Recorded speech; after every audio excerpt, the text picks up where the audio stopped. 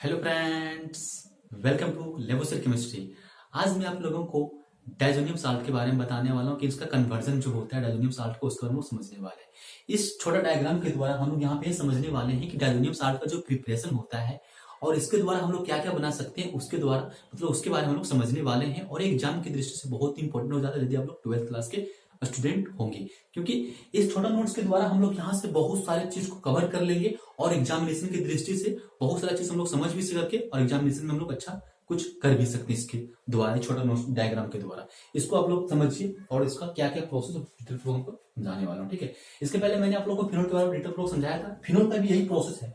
Phenol में मैंने यहाँ तक हम लोग बनाया था। हम लोग यहाँ पे क्या किए थे एक्चुअली में, हम लोग उसमें क्या किए थे, क्या यहाँ पे जो थे ना, हम लोग यहाँ पे क्या डाले थे, स्टीम डाले थे।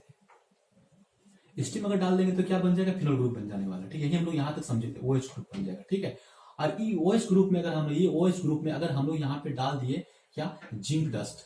ठीक है, जिंक डाल देंगे तो हम लोग क्या बन जाएगा, बेंजीन बन जाएगा। इतना हम लोग यहाँ पे समझे थे। बट ये सारा जो प्रोसेस है, ये वाला प्रोसेस जो है, इसको हम लोग नहीं समझे थे। ठीक है, इस सारा प्रोसेस को हम लोग नीचे वाला जो है, इसको आज मैं समझाने वाला हूँ और डिटेल प्रूफ आप लोग को बताने वाला हूँ। ठीक है, खैर समझिए क्या इसको बताने वाला हूँ। ठीक है, देखिए सबसे पहले क्या है, बेंजीन है। आप लोग बात मैं और रिमेम्बर कर देता हूँ कि सबसे पहले आप लोग को अगर इसका यदि यूपेक नेम या तो कॉमन नेम अगर आप लोग को पता नहीं होगा तो आप लोग जाके मेरे विजिट कीजिएगा।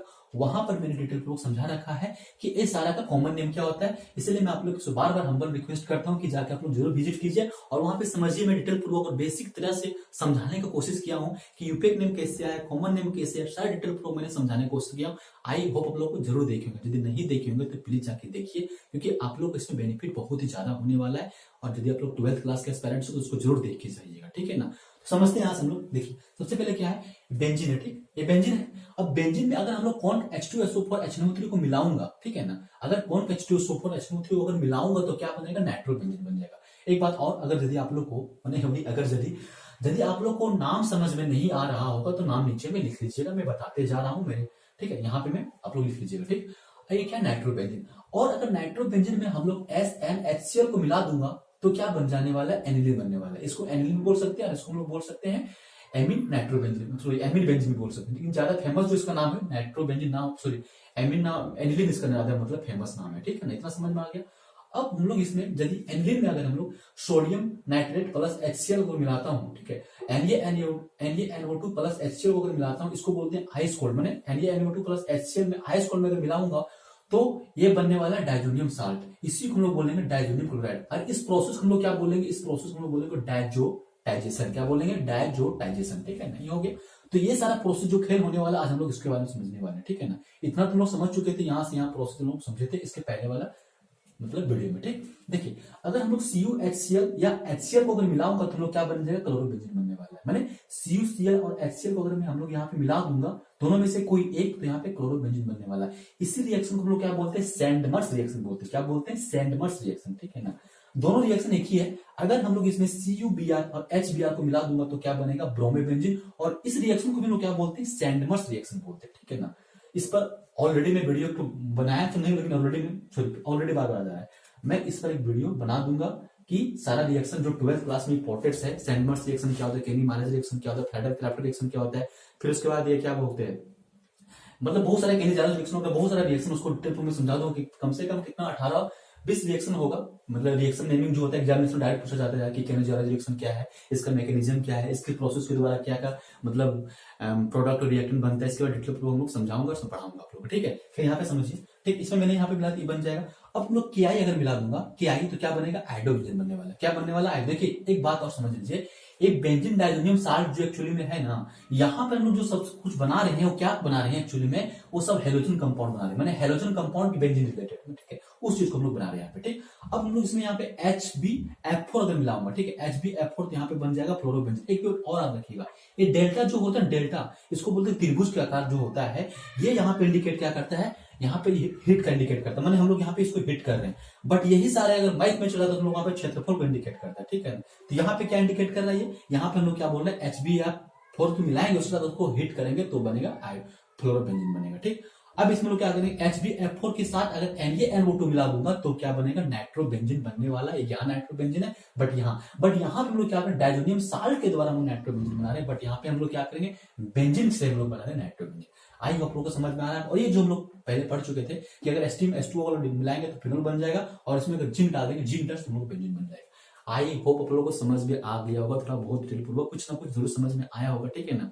इस तरह से इस फिगर को आप लोग डायग्राम के द्वारा क्या करेंगे, इसको आप लोग लिख लीजिए, राइट डाउन कर लीजिए, इसको जिस तरह से याद करना है, जिस तरह मैं बोलूँ उस तरह इसको याद कीजिए और इसको अपने माइंड में सेटअप कर लीजिए, ताकि एग्जामिनेशन में कंफ्यूजन ना आ सके और बहुत तरह के बहुत अच्छा से आप लोग एग्जाम लिख सकें, ठीक है। फिर मैं एक क्वेश्चन यहाँ पे लिया हूँ, इस क्वेश्चन के द्वारा हम समझने वाले हैं, मतलब इस इंपॉर्टेंस को यहाँ पे हम लोग फुलफिल करने वाले हैं, और इस फुलफिल के द्वारा हम लोग कुछ यहाँ पे मतलब सीखेंगे कि एग्जामिनेशन में जो क्वेश्चन बनता है इस तरह से बन सकता है, इस तरह से पूछ भी सकता है, ठीक है राइट। लेकिन जो एग्जामिनेशन में जो क्वेश्चन का पैटर्न बनता है वो आप लोग देख लीजिएगा, आप लोग जाकर उठाइएगा प्रीवियस ईयर में और देखिएगा कि अगर कहीं से इस तरह से आ जाए, मैं नहीं बोलता हूँ कि 100% यहीं से एग्जामिनेशन में आने वाला, ऐसा नहीं है, ठीक है ना, मतलब कहीं भी पूछ सकता है, हो सकता है कि चांस यहाँ से भी बन जाए, ठीक है, क्योंकि टॉपिक है ना कन्वर्जन ऑफ डायजोनियम साल्ट, तो एग्जाम मतलब ये आप लोग को टॉपिक में मतलब आप लोग को सिलेबस में तो है ना, इसलिए मैंने मतलब डायग्राम को लिया है, ठीक है। चलिए देखिए क्या बोल रहा है, नाइट्रोबेंजीन टू क्लोरोबेंजीन, मैंने नाइट्रोबेंजीन कहाँ पे, यहाँ पे, नाइट्रोबेंजीन से हमको क्या बनाना है, क्लोरोबेंजीन मैंने यहाँ पे बनाना है, ठीक है, ये प्रोसेस को फॉलो करना है, मतलब यहाँ से हमको यहाँ पे आना है। एक बात और आप लोग को देखिए, यहाँ पे तो हमको पता है, हमको यहाँ तो पता है, इसलिए मैं आप लोगों को नाम बता रहा हूँ, यहाँ पे नाइट्रोबेंजीन हो गया, क्लोरोबेंजीन हो गया, बट एग्जामिनेशन में ऐसा तो कुछ लिखा नहीं, एग्जामिनेशन डायरेक्ट चल देगा नाइट्रोबेंजीन टू क्लोरोबेंजीन, आप लोग को डायग्राम पता होना चाहिए, उसके साथ साथ एक और इंपॉर्टेंट चीज क्या याद होना चाहिए, तो उसके साथ साथ में आप लोग का इसका यूपीएक नेम कॉमन नेम दोनों याद होना चाहिए, तभी एग्जामिनेशन का जो कन्वर्सेशन आता है, सॉरी कन्वर्सेशन नहीं बोलते, कन्वर्जन, कन्वर्सेशन एंड कन्वर्जन में बहुत ज्यादा डिफरेंस होता है, ठीक है। हम लोग जो दो बैठ के बात करेंगे उसको बोलेंगे कन्वर्सेशन, बट कन्वर्जन क्या होता है, कन्वर्ट, मैंने कन्वर्ट से बनाया कन्वर्जन, ठीक है, समझ रहे हैं, ठीक है। तो नाइट्रोबेंजीन को क्या बने, क्लोरोबेंजीन बनाने वाला, ठीक है। तो नाइट्रोबेंजीन का जो बनेगा यूपेक, मतलब जो यूपेक नेम जो उसका होता है ये तो है, बट इसका जो स्ट्रक्चर बनने वाला है कुछ इस तरह से बनने वाला है, ठीक है। ये क्या हो गया, नाइट्रोबेंजीन हो गया, ठीक। अब नाइट्रोबेंजीन में लोग क्या करेंगे, इसमें हम लोग ये बना लेते हैं, SnHCl को मिला दूंगा, ठीक है, या HCl को, तो क्या बनेगा, तो यहां से बन जाएगा एनिलीन ग्रुप बन जाएगा, ठीक, क्या बनेगा, एनिलीन ग्रुप, ठीक, NH3 ग्रुप यहां से आ जाएगा, ठीक। अब इसमें हम लोग क्या करेंगे, इसमें हम लोग डाइजोटाइजेशन कर देंगे, ठीक, क्या बोलूंगा, डाइजोटाइजेशन कर देंगे, ठीक है। यही यहाँ पे देखिए उदाहरण देंगे, यहाँ से NaNO2 प्लस क्या है, उसके बाद HCl, ठीक है। उसके बाद आइस कोल्ड जो लिखना है, मैंने आइस कोल्ड में इसको मिलाएंगे, उसके बाद इस प्रोसेस क्या बोलेंगे, डाइजोटाइजेशन बोलेंगे, क्या, डाइजोटाइजेशन बोल देंगे, ठीक है ना, डाइजोटाइजेशन बोल देंगे, ठीक। अब यहां से हमको क्या मिलने वाला है, तो यहां से हम लोग बन जाएगा डाइजोनियम साल्ट बन जाएगा, क्या बनेगा, डाइजोनियम साल्ट, इसको लोग बोलेंगे N2HCl बोल देंगे, ठीक है, ठीक है। बेंजीन डाइजोनियम क्लोराइड इसको बोल सकते हैं, इसको डाइजोनियम साल्ट। देखिए एक बात और याद रखिएगा, यहाँ 100% नहीं है कि यहाँ पे हमेशा क्लोरीन आएगा, नहीं, यहाँ पे ब्रोमीन भी आ सकता है, ठीक है, बात याद रखना। अब इस प्रोसेस में क्या करेंगे, इसमें लोग क्या करेंगे, इसमें लोग क्या मिला देंगे, इसमें अगर हम लोग मिला देंगे CuHCl, ठीक है, CuCl या तो HCl मिला दूंगा हम लोग, दोनों में से कोई एक, और इसी रिएक्शन को क्या बोलते हैं, सैंडमर्स रिएक्शन बोलते हैं, क्या बोलते हैं, सैंडमर्स रिएक्शन। तो यहां से जो हमको मिलने वाला है उसको हम लोग बोल देंगे क्लोरोबेंजीन, ठीक है, यहां से जो हमको मिलने वाला है क्लोरोबेंजीन, दिस इज प्रोडक्ट, ठीक है। नाइट्रोबेंजीन टू क्लोरोबेंजीन यहां से हम लोग फॉर्मेशन कर देंगे, यहां से हम लोग बना सकते हैं, ठीक है ना, इतना आप लोग को समझ में आ गया होगा। तो इस प्रोसेस के द्वारा, इस मतलब इस डायग्राम के द्वारा, इस प्रोसेस के द्वारा, इस कन्वर्जन के द्वारा हम लोग यहाँ से ये सीखे कि डाइजोनियम साल्ट से हम लोग क्या क्या बना सकते हैं, और डाइजोनियम साल्ट का प्रिपरेशन कैसा हो, इतना आप लोगों को समझ में आया होगा और समझ में आना होगा, ठीक है। लेकिन ये बात मैं आप लोग हमेशा रिक्वेस्ट करता हूँ कि इस फिगर को याद रखिएगा, जो सारा चीज मैं बताते जा रहा हूँ उसको कहीं पर राइट डाउन कर लीजिए, उसको राइट डाउन करके आप लोग कहीं पे उसको मतलब लगा दीजिए, उसको रोज देख के याद हो जाएगा। पहले मैंने आप लोगों को बताया था हेलोजन का कन्वर्जन बताया, उसके बाद मैंने क्या बताया, फिनोल का कन्वर्जन बताया, उसके बाद मैंने क्या बताया, एरोमेटिन कन्वर्जन बताया, उसके बाद मैं क्या बता रहा हूँ, डाइजोनियम साल्ट का कन्वर्जन बता रहा हूँ, ठीक। तो जितना सारा मैं डायग्राम के द्वारा आप लोग कन्वर्जन बता रहा हूँ, उस कन्वर्जन को आप लोग राइट डाउन कर लीजिए, उसको याद कर लीजिए। मैं आप लोग से दावा के साथ कर सकता हूँ कि एग्जामिनेशन में इससे बहुत ज्यादा क्वेश्चन आप लोग को मिलने वाला, भेटने वाला, ठीक है ना।